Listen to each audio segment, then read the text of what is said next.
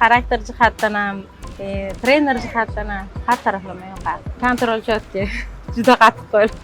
Endi o'zim sog'ligim uchun. Endi ozish uchun emas, keyin menga yo'l yo'riqlarni o'rgatganlar.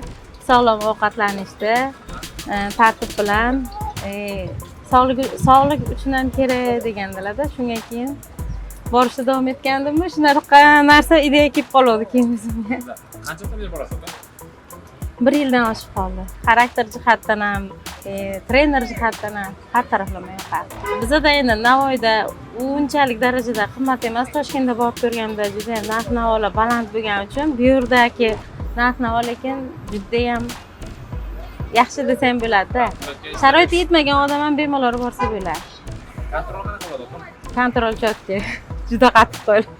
Eng kuchli tomoni ham shu kontrolga desak bo'ladi. Shunaqa desam bo'ladi.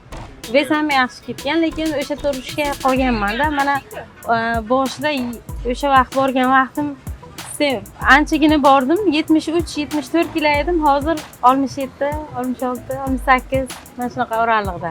Qolim o'sha muhitga desam bo'ladi, kilogram vaznda qolim o'shanda. O'zib ham ketganmi yo'q, semirib ham ketganmi yo'q. Bir xil. Shunaqa, shu taraflama yoqadi.